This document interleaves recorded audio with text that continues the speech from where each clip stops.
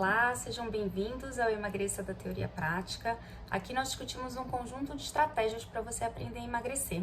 Eu sou Flávia Cunha, médica endocrinologista, e no episódio de hoje eu vou contar para você o que eu aprendi com um paciente pós-bariátrico. Então, parece que eu vou falar para o paciente que vai fazer cirurgia bariátrica, mas na verdade não, tá? Então esse assunto é para quem tá em tratamento clínico, certo? Então a gente vai pegar os aprendizados do bariátrico, pegar o que acontece na cirurgia bariátrica, né, em relação a mecanismos de perda de peso, principalmente, e aí a gente vai pegar esse ensinamento e tentar aplicar para a parte clínica. Então muita coisa a gente pode buscar ali da cirurgia e tentar reproduzir, claro, né, que com uma dimensão muito menor, né, com efeito um pouco menor, mas a gente pode tentar reproduzir no nosso ambiente clínico, no nosso tratamento clínico.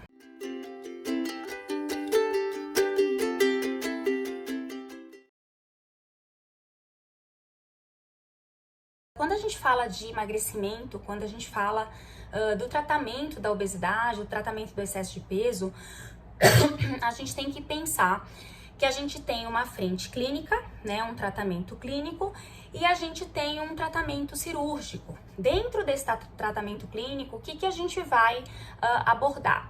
Mudança de comportamento, então sempre lembrar, né, a mudança de comportamento, ela tem que estar dentro do tratamento clínico, ela é um dos principais pilares do tratamento clínico. A melhora alimentar, né, a melhora da dieta, a melhora da alimentação, algumas modificações, a famosa reeducação alimentar. O exercício físico quando possível, né? Por que eu digo quando possível? Porque a gente sabe que alguns pacientes, até pelo excesso de peso, tem alguma limitação ali, né, para fazer exercício físico, então nem sempre é possível utilizar essa estratégia. E o uso de medicamentos que ajudam no emagrecimento, a gente vai falar um pouco sobre isso hoje também, tá? E aí a outra frente que a gente tem de tratamento da obesidade, tratamento do excesso de peso, é o tratamento cirúrgico, é a cirurgia bariátrica, também conhecida como cirurgia de redução do estômago, né? Apesar de que, dependendo da técnica, você tem só a redução do estômago ou você tem a redução do estômago associada com uma alteração na anatomia intestinal. E a gente vai falar um pouco disso também. Então, só lembrando, né, a gente não tá falando pro paciente que vai fazer cirurgia bariátrica, é para você mesmo que tá tentando emagrecer clinicamente, e aí a gente vai tentar buscar alguns aprendizados desse procedimento cirúrgico, né, do que acontece depois da cirurgia, pra gente aplicar aqui no nosso tratamento clínico.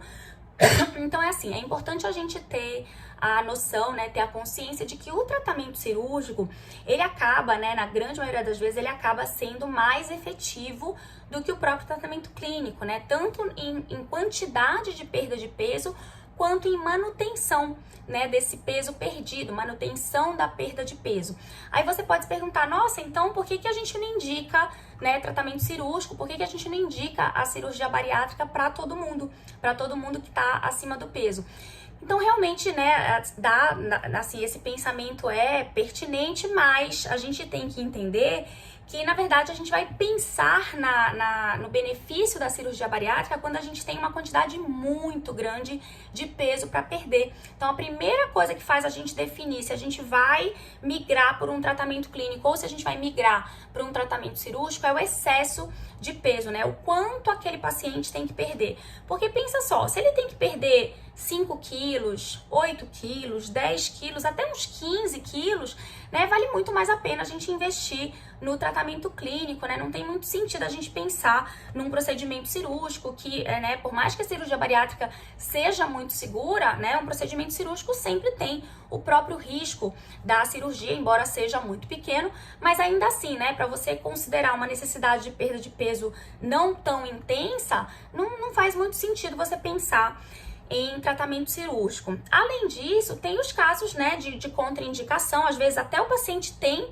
um excesso de peso compatível para um procedimento cirúrgico, para uma cirurgia, mas ele, né, tem alguma contraindicação clínica, ou até ele tem medo, né, ou até, né, tem aqueles casos que operam, os pacientes operam, fazem a cirurgia bariátrica, mas voltam a ganhar peso. Às vezes ganham só um pouco, às vezes ganham tudo que perdeu, né? Então, eu trago essa discussão aqui pra gente lembrar que o tratamento clínico, ele é muito importante, mesmo no paciente cirúrgico, tá? A gente não pode esquecer, né? Embora a gente saiba que o tratamento cirúrgico é mais efetivo, mas o tratamento clínico tem uma importância muito grande, tá? Então, é por isso que a gente precisa falar sempre sobre tratamento clínico de perda de peso, tá certo? Então, vamos lá.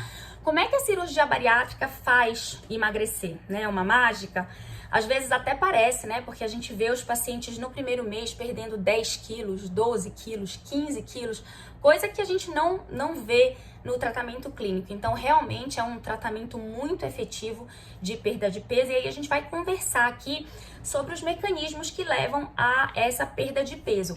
Na verdade, não é um mecanismo único, são vários mecanismos juntos, por isso que ela é tão efetiva, porque são vários mecanismos atuando em sincronia para levar a essa perda de peso. Então, a gente vai tentar conhecer esses mecanismos, pelo menos os principais dele, para a gente tentar aplicar isso, né, de alguma forma simular isso clinicamente. Claro que não é idêntico, mas são os aprendizados que a gente vai trazer para a gente entender o que clinicamente a gente pode fazer para também emagrecer. Então, o primeiro mecanismo que eu queria comentar com vocês é a própria redução do estômago. Então, na cirurgia bariátrica, o estômago ele fica menor, né? Ele fica pequenininho, dependendo da técnica, ele fica bem pequeno. E aí, o que acontece? O paciente, ele reduz o volume de ingestão, né? O volume de comida, ele não consegue comer o mesmo volume que ele comia antes de operar. O que acontece? O pouquinho que ele come já sacia, né? Ele já se sente cheio, ele já se sente saciado e ele para de comer. Tem estudo que mostra, inclusive tem um estudo brasileiro que mostra que os pacientes comiam em média 3.000 calorias por dia antes da cirurgia. Quando a gente fala média, a média, né, você tem, dentro da média, você tem uma variação.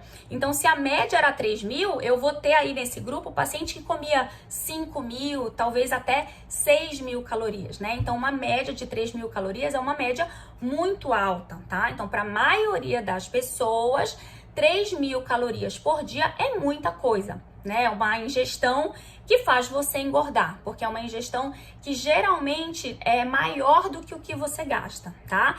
Então, esse grupo, ele comia 3.000 calorias por dia, e aí depois da cirurgia, em torno de 6 meses depois da cirurgia, ele tinha passado para 1.000 calorias por dia. Olha, de 3.000 caiu para 1.000 calorias, foram 2.000 calorias a menos, né? Então, claro que existem outros mecanismos que a gente vai comentar, mas o próprio volume do estômago contribui muito para essa diminuição calórica de ingestão.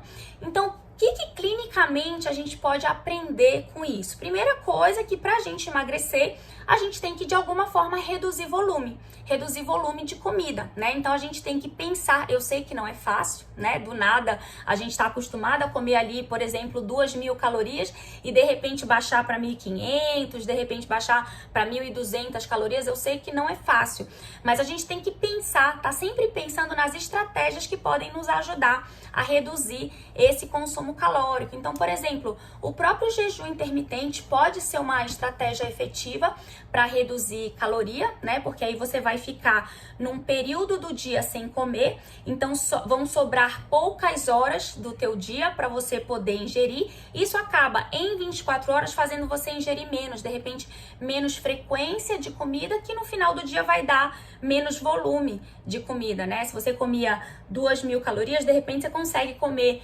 1.500 calorias sem sofrer tanto, porque você se acostumou a ficar com aquelas, sei lá, 12 horas, 14 horas em jejum, 14 horas sem comer ou até 12 horas sem comer, que é um protocolo mais simples, mais fácil. E aí você só tem as outras 12 ou as outras 10 horas de janela aberta para você se alimentar. Então é uma estratégia interessante que pode ajudar, algumas pessoas se adaptam a ela, então pode ajudar a reduzir o volume total de ingestão calórica. Uma outra estratégia que eu sempre comento é o aumento de proteína. Então, quando você proporcionalmente aumenta a sua proteína, quando você coloca mais proteína, reduz, por exemplo, um pouco de carboidrato, você atinge a saciedade mais rápido. Então, você, de repente, poderia conseguir comer menos volume, porque você vai se saciar, então você não vai terminar o prato, você não vai terminar a refeição. Então isso ao longo do dia pode te ajudar a reduzir a ingesta, a reduzir o volume, né? Outros alimentos com fibra também, leguminosas, né? Que são o feijão, a ervilha, a lentilha, o grão de bico, isso tudo é leguminosa. Os próprios vegetais, as folhas, então são coisas que ajudam a gente, né? A saciar mais rápido e aí no final das contas a gente acaba reduzindo o volume de comida. Uma estratégia interessante também, ainda falando, né, de saciação, de menor volume, é alimento sólido, priorizar alimento sólido. Então tem muita dieta aí, dieta da sopa, né, dieta que você come só comida cremosa. Talvez não seja tão interessante. Ela é interessante do ponto de vista assim, de quando você faz uma sopa, né? Quando você faz um creme, geralmente é de legumes, né? A sopa é de legumes, verduras. Então isso te leva a comer alimentos mais naturais. Então isso aí seria positivo para essas dietas. Mas o ponto negativo é que você não vai trabalhar a mastigação, né? Então se você tem uma refeição muito à base de líquidos, muito à base de pastoso, você não trabalha essa mastigação. E a própria mastigação é um mecanismo muito eficiente para induzir saciedade. Então, se eu como devagar, se eu mastigo bastante o alimento antes de engolir, eu tô ajudando o meu organismo a perceber logo a saciedade. E se ele percebe logo a saciedade, ele rejeita a comida, né? E aí, se eu rejeito comida, eu consigo diminuir o meu volume de ingestão, tá? Outras coisas legais também, para não esquecer, coisas que eu sempre comento, ter atenção na hora de comer, né? Então tá concentrado na hora de comer, porque aí você se permite sentir melhor essa saciedade e também sempre treinar a usar recipientes menores, principalmente, né, quando você vai comer uma sobremesa, um alimento mais calórico, um alimento palatável, é interessante você usar, né, pequenas vasilhas, pequenos pratos, porque aí o próprio organismo, a própria visão, o próprio cérebro, ele vai se acostumando com aquele volume menor, né? Então é uma questão da gente treinar, é a adaptação mesmo, tá? Então esse é o primeiro mecanismo que eu queria comentar, né? Redução de volume, indução mais rápida da saciedade. Então são as dicas aí que a gente pode retirar, né? Que a gente pode trabalhar, treinar para a gente simular mais ou menos esse benefício que o paciente pós-bariátrico tem. Um segundo mecanismo é a menor liberação do hormônio da fome. Então, quando a gente corta ali, o cirurgião, né? Quando o cirurgião bariátrico corta ali, retira uma parte do estômago, ele retira junto uma localização do estômago que produz a grelina. A grelina, vocês já devem ter ouvido falar, a grelina é um hormônio da fome, né? Um hormônio que nos dá fome, que faz a gente buscar comida.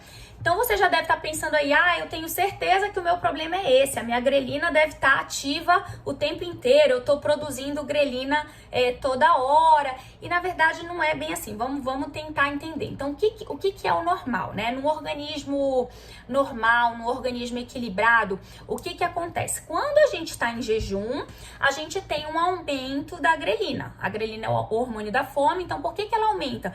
Porque ela é um mecanismo, na verdade, de sobrevivência, né? Ela acha que a gente está passando fome, passando necessidade, então ela sinaliza para o nosso organismo, olha, você já está há muitas horas sem comer. Então eu tô te avisando aqui que já tá na hora de você buscar comida. É mais ou menos isso que a grelina fala pra gente. E aí a gente vai lá e busca comida. Então a gente vai lá e come. Vamos dizer que a gente, né, que a nossa grelina começa a aumentar umas 11, 11h30, que já tá chegando ali a hora do almoço. E aí meio-dia eu resolvo comer, eu resolvo almoçar porque eu já tô com uma fome de verdade sinalizada pela grelina.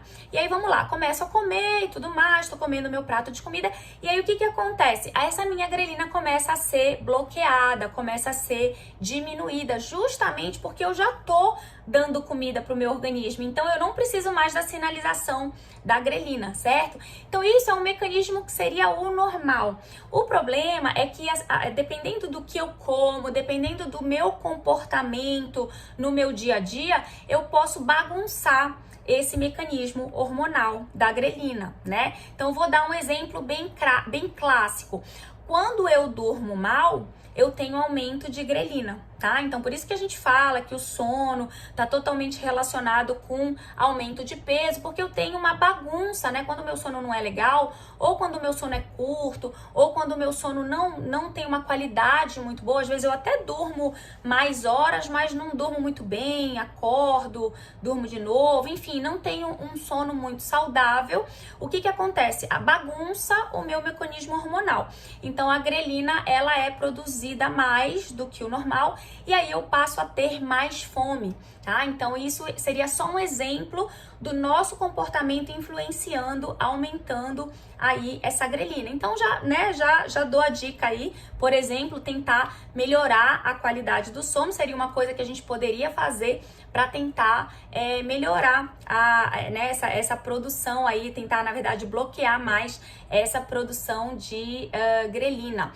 Uma outra coisa legal, exercícios intensos, né? Quando eu consumo muita energia, quando eu gasto muita caloria, um exercício um pouco mais pesado, que me desgasta um pouquinho mais, ele consegue bloquear a grelina. Não sei se você já fez um exercício e sentiu que saiu do exercício totalmente sem fome, a fome totalmente bloqueada. Isso é a ação do próprio exercício, né? Então existe um bloqueio, né? Isso já foi comprovado em estudos. Dependendo da intensidade, existe uma diminuição, né? Considerável ali de grelina. E aí isso faz com que você não tenha fome logo após o exercício. Claro que vai passar 1, 2, 3 horas, a sua fome tende a voltar, tende a normalizar. Mas olha, quer dizer, além de você gastar caloria fazendo exercício, você ainda teve essa supressão de apetite. Então são algumas horas ali que você vai ficar sem comer, que talvez se você não tivesse feito o exercício, você estaria comendo. E aí seria mais volume, mais comida, mais caloria que você estaria dando para o seu organismo. Tem um estudo bem interessante, olha só, que ele fez esse estudo? Ele pegou 2 grupos, vou chamar de grupo 1 e grupo 2. E aí ele deu uma refeição da mesma caloria, com a mesma quantidade de calorias para o grupo 1 e para o grupo 2. Era em torno de 300 calorias. Eu acho até que esse estudo era com milkshake. Então, tinham 300 e poucas calorias nesse milkshake. Só que para o grupo 1, ele disse que esse milkshake tinha 600 e poucas calorias. E para o grupo 2, ele disse que tinha 100 e poucas calorias. Olha só, então ele enganou os grupos, né? Eles iam comer um milkshake, tomar um milkshake com a mesma caloria, só que ele disse para um grupo que tinha mais e disse para o outro grupo que tinha menos.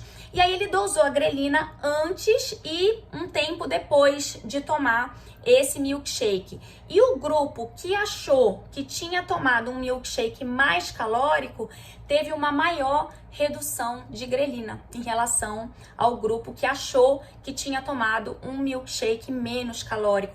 Então, olha só o poder da nossa mente, da nossa atenção, do nosso psicológico sobre a nossa fisiologia hormonal. Olha que interessante, né? Quer dizer, eu mostro aí para vocês um exemplo de que os nossos comportamentos, a nossa atenção ao comer são muito importantes na nossa própria fisiologia, né? Na nossa própria dinâmica hormonal, tá certo? Então isso mostra aí que a atenção ao comer é muito poderosa, né? Quer dizer, a gente consegue mexer aí os nossos hormônios através de algumas estratégias clínicas, né? Estratégias de atenção plena ao comer, de gerenciamento de comida, um pouco de conhecimento de caloria. Eu sou super a favor, né, que a gente tenha um pouco de noção, né, de conhecimento sobre o teor calórico dos alimentos. Eu acho que isso acaba influenciando dessa forma aí, né, nos nossos hormônios.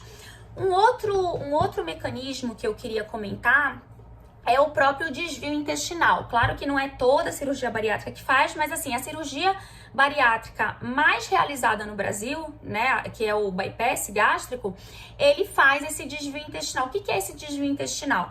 Ele modifica a anatomia do intestino. Então, ele tem a fase de reduzir o estômago, tá? Então, ele tem todos aqueles benefícios lá que eu comentei de redução do estômago, só que além da redução do estômago, ele também mexe na anatomia do intestino. Então, isso faz com que o paciente pós-bariátrico, não absorva tudo que ele está comendo. E isso também contribui um pouco para a perda de peso, né? Então ele come, mas nem tudo que ele come é absorvido ali no intestino. Aí você vai falar assim para mim: ah, Flávia, mas e aí, como é que eu vou simular isso, né? A mesma história do estômago lá. Como é que eu vou simular uma mudança na minha anatomia do intestino? Então, vamos lá, vamos ver se eu convenço vocês. Olha só, quando a gente ingere vegetais, folhas, né? Folha de salada, a gente tem esse vegetal, essas folhas, elas mexem um pouco ali na nossa microbiota e a gente tem uma espécie de menor absorção, né? De alguns macronutrientes, principalmente gordura, tá? Então a gente absorve menos gordura, ou seja, imagina você comer, né, ali alguma gordura, sei lá, um queijo, por exemplo, né, um queijo que tem gordura, só que você come o queijo junto com uma salada. Vamos pensar como que poderia ser isso. Um hot dog, por exemplo, né, que o pessoal coloca lá a salsicha. Olha, um alimento fast food, palatável, né, um alimento que nem é saudável, mas como que a gente pode tornar ele menos deletério, né, menos ruim? Então, vamos lá, tem o pão, que é carboidrato, tem a salsicha, que não é uma proteína saudável, não é uma proteína boa, né? Mas, de repente, eu coloco ali um queijo, né, que já tem uma proteína melhor, só que tem gordura, e aí eu coloco uma salada, pode ser repolho, né, fica bem gostoso o repolho cortadinho, porque tem aquele croque-croque, então fica saboroso ali no meio do hot dog. Então, é uma forma, quer dizer, o vegetal que eu tô acrescentando, ou a folha que eu tô acrescentando, é uma forma de reduzir a absorção de toda aquela gordura do sanduíche, do hot dog, tá?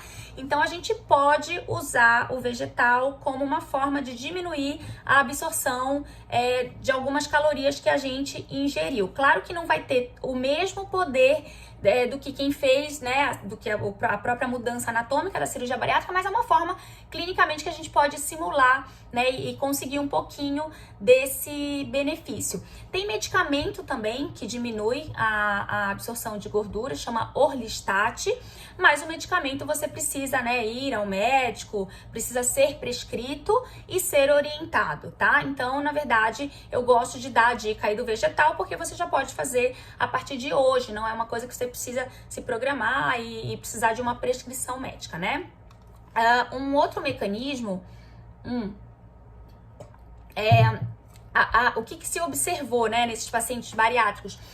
Mudança na composição da dieta deles. Então, logo depois que eles fazem a cirurgia bariátrica, naturalmente, eles passam a querer mais alimentos mais saudáveis, mais naturais, mais proteína, né? Então, se observou, né, uma maior ingestão de proteínas e uma menor ingestão daqueles alimentos muito calóricos, tá? Então, isso, assim, eles têm vontade disso. Não é que a nutricionista mandou eles fazerem. Se observa que depois da bariátrica, muda mesmo a preferência alimentar.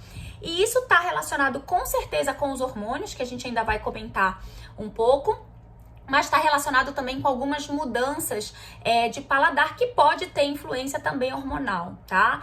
Então, isso é um campo bem novo ainda, mas o que a gente sabe, né, o que já está comprovado é que existe mudança de preferência alimentar, né? Então, esses pacientes, eles não têm mais tanto prazer quando eles comem, por exemplo, sorvete, pizza, né, alimentos que davam muito prazer para eles passam a não apresentar tanto esse prazer. E aí, assim, o que a gente pode fazer para simular essa mudança de preferência? Treinar o paladar, né? A gente sempre comenta que o paladar é uma coisa que pode ser treinada, né? Quando a gente é pequeno, quando a gente é criança, a gente assim, é natural que a criança goste de doce e rejeite, por exemplo, o que é amargo. Mas a gente vai envelhecendo e aí, né, com as experiências alimentares que a gente tem, a gente pode começar a admirar, né, a começar a gostar mais de alimentos mais amargos, tipo, porque assim, muitos vegetais têm um pouco de sabor amargo, né? Então é uma coisa que a gente precisa treinar o paladar. Mesmo que no início seja uma coisa meio que forçada, né? Mas o nosso organismo, ele naturalmente, ele é preparado para para querer alimentos saudáveis, ele não é preparado para querer alimento porcaria, mas se a gente ficar dando alimento porcaria para ele o tempo inteiro, ele vai meio que se acostumar, né? E aí ele vai querer cada vez mais esses alimentos porcaria, né? Então a gente precisa readaptar, uma coisa que a gente tem que treinar. A gente pode, por exemplo, uma dica para isso, né? A gente poderia estabelecer pequenas metas. Então, por exemplo, eu vou definir que por dia eu vou tentar incluir um alimento natural e retirar um alimento que não é tão saudável. Então, como que seria isso? Vamos lá. Se eu tô acostumada a comer bife, arroz, farofa e batata frita, então num dia eu troco, por exemplo, a farofa por um feijão. E aí eu já vou comer, né, o arroz, a batata frita, o feijão e a carne. Aí num outro, ou seja, quer dizer, eu tirei a farofa e introduzi o feijão. Lembra que feijão é leguminosa, feijão é fonte de fibra, é fonte de proteína, então é um alimento mais saudável.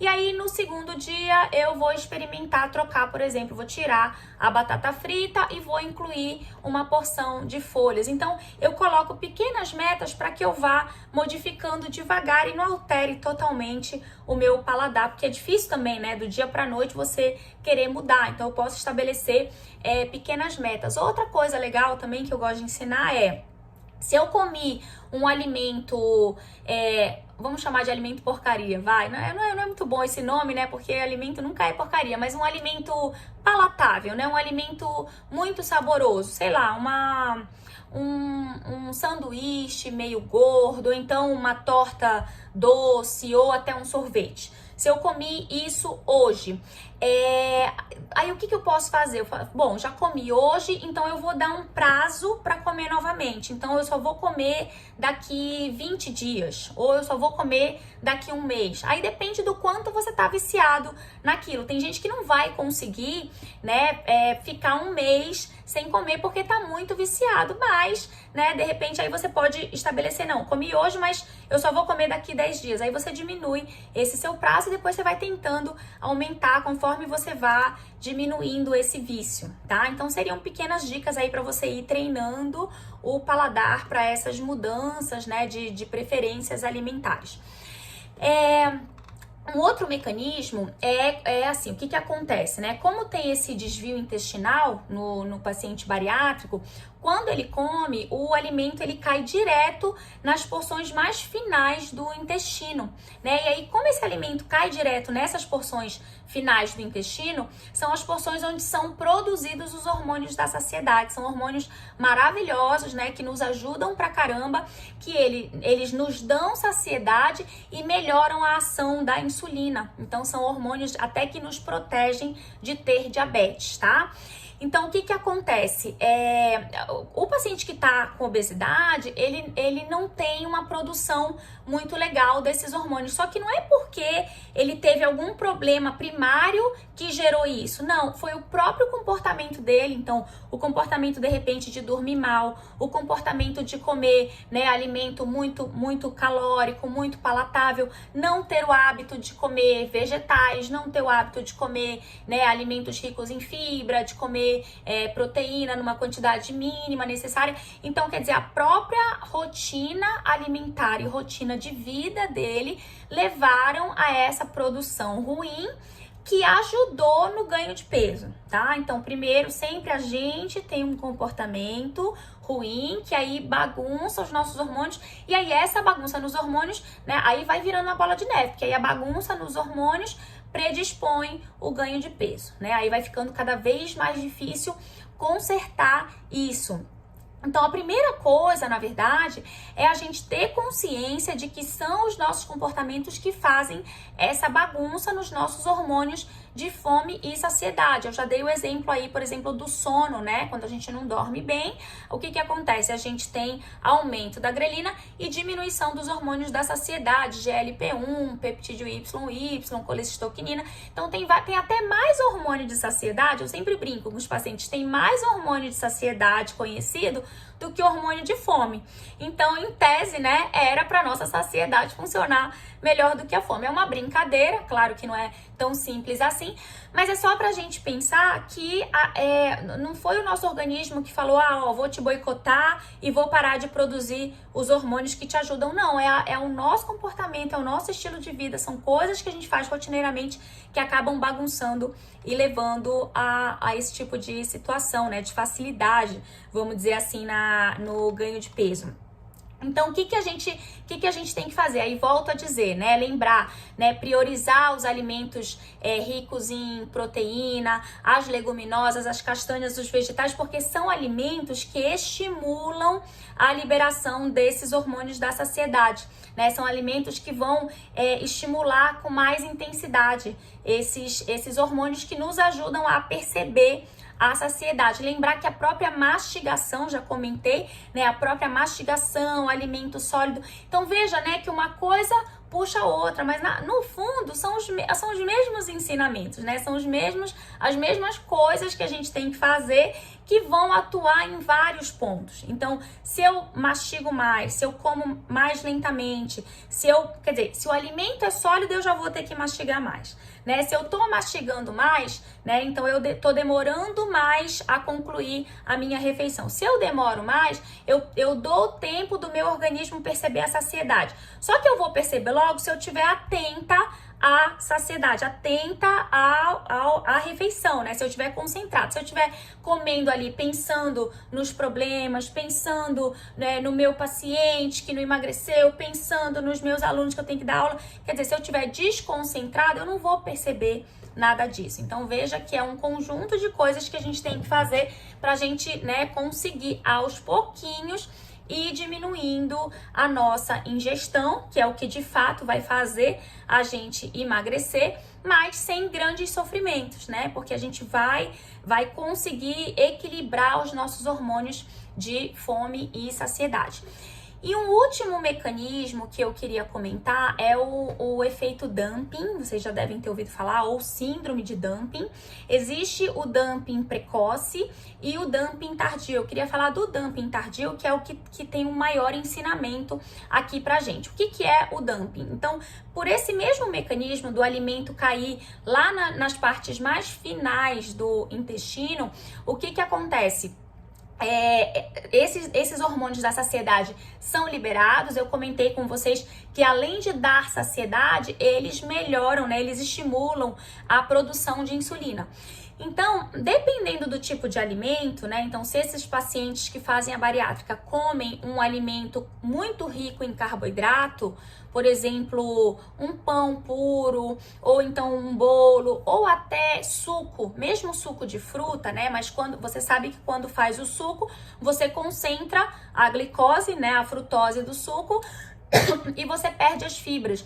Então se torna um alimento que vai estimular muito rápido a insulina. O que acontece nesses casos? Estimula muito a insulina sobe muito rápido, faz um pico muito alto e aí a glicose cai rapidamente.